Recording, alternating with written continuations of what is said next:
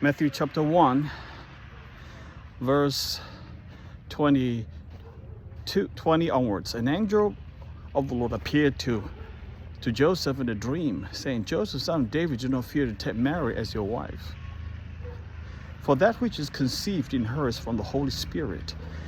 She will bear a son and shall call him Jesus, for he will save his people from their sins. All this took place to fulfill what the Lord has spoken by the prophet. Behold, the virgin shall conceive and bear a son, and they shall call him Emmanuel, which means God with us.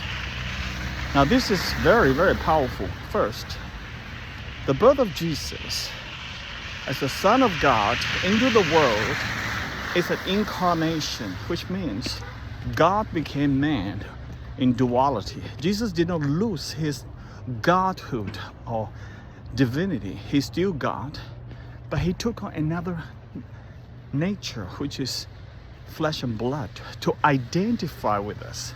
Why did he do that? Because that's the only way for him to redeem his people from their sins. Because redemption, as in the Old Testament, always involves sacrifice. The priest sacrifice, the lamb, Exodus, the Passover was,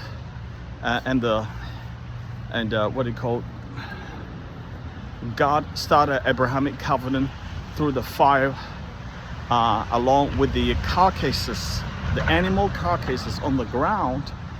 God appeared as a torch of fire across it. The torch of fire symbolizes that anyone who breaks the covenant shall become like one of these carcasses. Okay, so it's a very powerful symbolic being which is going to take place.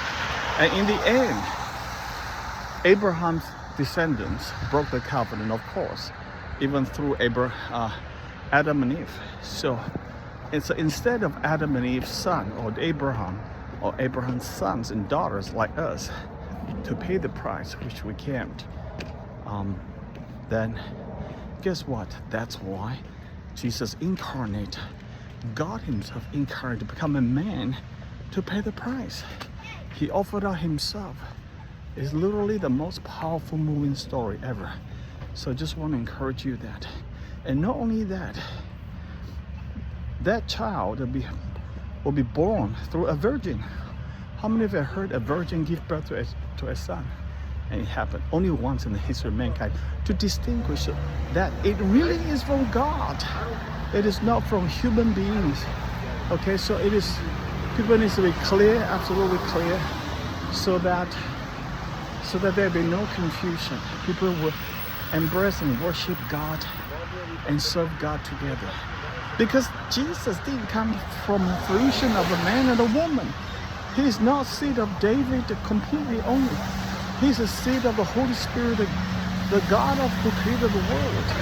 So he incarnate by the Holy Spirit came upon Mary, a virgin woman. The power of God overshadowed her, and she pregnant with the seed of divinity, of divine. That's how powerful praise. No religion in the world does that. Okay, that's why it's called Emmanuel, God with us. Truly, God came down to be with us. A marvelous, beautiful story. And more than a story, it's a historical fact. That's how Christmas came about. Merry Christmas.